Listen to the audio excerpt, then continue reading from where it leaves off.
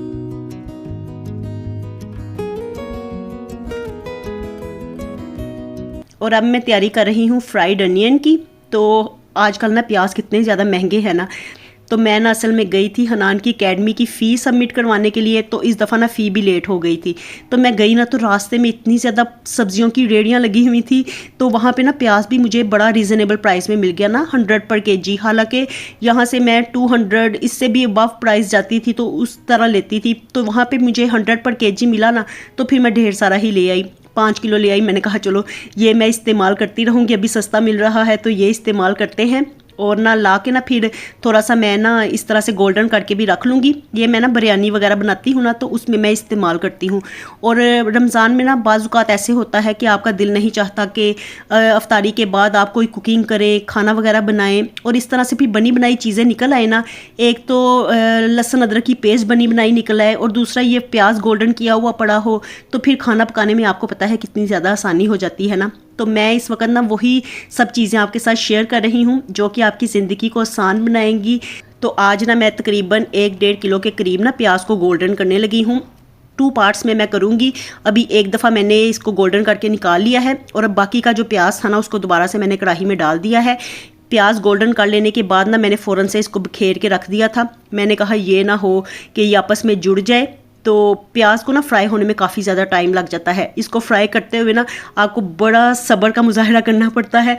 तो पहले ना स्टार्टिंग में फ्लेम को थोड़ा सा हाई रखा जाता है, और जब प्याज हल्का हल्का गोल्डन होना स्टार्ट होता है फिर आप फ्लेम को ना मीडियम टू लो करके इसके पास ही खड़े हो जाएं, क्योंकि एक दफ़ा प्याज ने कलर पकड़ना शुरू किया ना फिर इसने हाथ नहीं आना। तो इसलिए ना इसके पास खड़े होकर ना बाकी का गोल्डन करते हैं। तो प्याज को मैंने अच्छे से बखेर के रख दिया, और उसके बाद ना लहसुन अदरक भी मैं लेके आई थी आज। तो आज जो चीज़ें मैं लेके आई हूँ ना उसको मैं फ़ौरन से समेटने लगी हूँ। फिर आपको पता है कि सब्जियाँ पड़ी रहे ना तो फिर इंसान का ना दिल भी तंग पड़ जाता है कि अब कितनी को सब्जियां समेटे। और मैंने कहा कि इससे पहले कि मेरा दिल तंग पड़े तो सब्जियों को पहले ही मैं समेट देती हूँ। तो लहसुन को मैंने अच्छे से साफ़ कर लिया था, तो ये छीला हुआ लहसुन ही मैं लेके आती हूँ। और अदरक मैंने इसमें डाला है, लहसुन तकरीबन ना 1 kg था, तो इसमें मैंने ½ kg डाला है अदरक, क्योंकि लहसुन की क्वांटिटी मैं ज़्यादा रखती हूँ और अदरक ना मैं उसका हाफ़ लेती हूँ। तो बाकी अगर किसी चीज़ में डालना हो ना, किसी हंडिया में, तो अदरक मैं काट के भी डाल देती हूँ। तो इस तरह से ना इसकी पेस्ट बना के रख लेंगे। तो पेस्ट बनाते हुए ना मैं कभी भी पानी ऐड नहीं करती हूँ। तो एक दफ़ा मैंने ऐड किया था ना तो उसका कलर ख़राब हो गया था, फिर दोबारा मैंने ये तजर्बा नहीं किया। अब मे बी उसका कोई और रीज़न हो, लेकिन ना फिर उसके बाद मैंने ट्राई नहीं किया। तो जब भी फिर मैं इसको ब्लेंड या ग्राइंड करती हूँ ना लहसुन अदरक को, तो थोड़ा सा इसमें ऑयल डाल लेती हूँ। अगर पहले तो मैं करती थी जूसर ब्लेंडर में, तो साथ ना ऑयल डाल दिया करती थी, तो स्लोली फिर कर लिया करती थी। और जब से फिर ये मैंने हैंड ब्लेंडर लिया है ना, तो ज़िंदगी काफ़ी ज़्यादा आसान हो गई है। तो इसके साथ तो फटाफट से पेस्ट तैयार हो जाती है। और जब पेस्ट बननी स्टार्ट हो गई तो मैंने इसमें ऑयल डाल दिया था। ये एक जो दूध वाला डोंगा था ना, तकरीबन ये कितना 3 to 4 टेबल स्पून होगा, तो इतना मैंने ऑयल डाला और बस दोबारा से इसको अच्छे से ब्लेंड कर लिया। और अब पेस्ट तैयार हो गई थी, तो मैंने ये कंटेनर ले लिया है और इसमें डाल के तो मैं अब इसे फ्रिज में रख लूँगी। और इसका कलर ख़राब ना हो तो इसके ऊपर से भी ना मैं थोड़ा सा ऑयल डाल दूँगी, तकरीबन 1 चम्मच के बराबर ना। तो पहले तो मैंने कहा कि चलो इसको अच्छे से लेवल पे कर लेते हैं। तो ये इस तरह से मैं इसको ना कर रही थी लेवल पे, और अब ना इसके ऊपर हल्का सा ऑयल डाल के तो रख लूँगी। और मैं हमेशा ही ना लहसुन अदरक की पेस्ट इस तरह से बना के रखती हूँ। अभी तो फ़िलहाल ये मैं रमज़ान के लिए बना रही हूँ। इसके अलावा भी मेरे पास अभी पहले की भी लहसुन अदरक की पेस्ट बनी हुई पड़ी हुई है, तो वो हम इन दिनों में इस्तेमाल करेंगे। और इसके अलावा अभी और भी बच गई है, तो मैंने इसे ना छोटे कंटेनर में डाल दिया है। मैंने कहा ज़रूरत होगी ना तो इन दिनों में ये इस्तेमाल कर लेंगे, और रमज़ान का पूरा महीना वो जो दूसरा बड़ा वाला कंटेनर है तो वो इस्तेमाल हो जाएगा। तो रमज़ान में ना इतना ज़्यादा वैसे हंडिया बनाने को भी जी नहीं चाहता है, तो अफ्तारी कर लो ना तो फिर एकदम से ही इंसान का दिल भर जाता है। फिर सहरी में ही हम लोग खाते हैं जो भी खाते हैं, तो अफ्तारी के बाद फिर हम लोग खाना नहीं खाते हैं। लेकिन फिर भी मैंने कहा चलो ये जो ज़रूरी चीज़ें हैं ना, ये तो हमें बना के रखनी है ना, तो वक्त पे काम आ जाएंगी।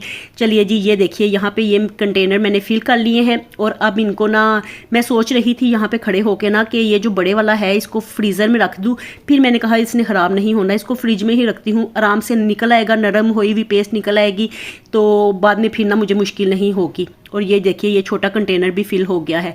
तो लहसुन भी इस दफ़ा ना काफ़ी ज़्यादा महंगा था, 700 पर kg मिला है मुझे। और मैं तो हैरान ही रह गई एक दफ़ा कि ना पहले जो मैं लेके आई थी ना लास्ट टाइम, तो वो मेरा ख्याल है 500 पर केजी में लेके आई थी और अब सीधा 800 मिल रहा था, तो मैंने बड़ी मुश्किल से ही 700 करवाया था।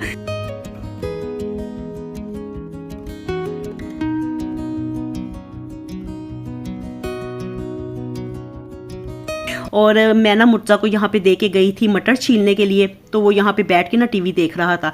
तो मुझे देख रहा था, बार बार किचन में आता था, कहता था आज आपके कितने ज़्यादा काम है, ख़त्म ही नहीं हो रहे, आप आके बाहर बैठ जाएं। तो मैंने कहा अभी मैं आती हूँ, काम अंदर किचन में ख़त्म करके तो फिर बाहर आती हूँ, आप ऐसा करो थोड़े से मटर ले जाओ, ये छीलो। तो वो ना यहाँ पर बैठ के मटर निकाल रहा है, और मटर भी इतने अच्छे मिल गए ना, काफ़ी बड़े बड़े दानों वाले थे, तो वही वो निकाल रहा था। और मैं इसको यही कह रही थी कि आपने जितने निकाले हैं ना, अभी देखना मैं आपके साथ लगूंगी ना तो हम जल्दी से सारे बाकी के निकाल लेंगे। तो मुझे कह रहा था कि आप बैठ जाओ, मैं निकालता हूँ। तो फिर मैं दोबारा से किचन में आ गई, मैंने कहा जितने बाकी के काम पड़े हुए हैं ना करने वाले, वो तो कर लें। और ये देखिए यहाँ पे ना प्याज अच्छे से ठंडे हो गए थे, मैं इसको समेटने लगी थी, जिप लॉक बैग में डाल के रखने लगी थी। तो फिर एकदम से मुझे ख्याल है कि मैंने वीडियो तो बनाई नहीं और आपको दिखाया भी नहीं कि देखिए कितने क्रिस्पी हो गए हैं ना प्याज। तो अब इनको ना इस तरह जिप लॉक बैग में डाल के, तो इनको चाहे फ्रिज में रखें, फ्रीज़र में रखें, या इनको हम इस तरह से बाहर भी रख सकते हैं, इन्होंने अब बिल्कुल भी ख़राब नहीं होना। तो जब कभी आप प्याज ज़्यादा ले आए ना, अगर कभी सस्ते हो जाएं प्याज, तो आप ज़्यादा ले जाएं, तो इनको स्टोर करने का ये एक बेहतरीन तरीका है कि हम इनको ना फ्राई करके ना हल्का सा गोल्डन करके तो इनको ना सेव कर सकते हैं। वरना बाहर आगे गर्मियाँ आ रही हैं तो बाहर प्याज पड़े रहे ना तो वैसे ही गल जाते हैं ना, नरम हो जाते हैं। तो मैं इनको ना जब ज़्यादा ले आती हूँ ना, सस्ते होते हैं तो ज़्यादा ले आती हूँ, तो इनको इस तरह से स्टोर कर लिया करती हूँ। और देखिए मटर भी हमने, मुर्जा ने और मैंने बैठ के छील लिए हैं। और अरीबा के और हनान के आजकल पेपर्स चल रहे हैं, तो उनको तो बिल्कुल भी आजकल फुर्सत नहीं मिलती है, तो बड़ी टफ रूटीन उन दोनों की चल रही है। तो इस वक्त ना दोनों ही सोए हुए थे, तो हम दोनों ना, मुर्जा और मैं ही घर में फिरी जा रहे थे। और ना हम दोनों ने फिर मिल के काफ़ी देर लगा के तो ये मटर छीले हैं।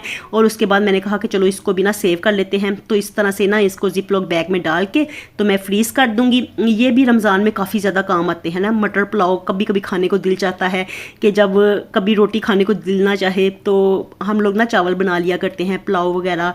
और इस तरह से मटर छीले हुए पड़े हों तो चाहे आप मटर गोश्त बना लें, मटर पुलाव बना लें, मटर के साथ तो कितनी रेसिपीज़ बन जाती हैं। तो मैंने कहा चलो आगे इसका सीज़न भी ख़त्म हो रहा है और फिर ना इनका जायका भी चेंज हो जाता है। तो अभी तो मटर सीज़न के हैं, तो इनको निकाल के हम इस तरह से स्टोर कर लेते हैं। तो चलिए काफ़ी ज़्यादा ही देखिए निकल आए हैं ना माशाल्लाह। और अब मैं इनको फ्रीज़ करने लगी हूँ। तो चलिए जी, यहीं तक था मेरा आज का प्री रमज़ान प्रेपरेशन व्लॉग। आपसे लेती हूँ मैं इजाज़त, मिलूंगी नए व्लॉग के साथ इंशाल्लाह। खुश रहिए जी, आबाद रहिए, अपना बहुत सा ख्याल रखिएगा। अल्लाह हाफिज़।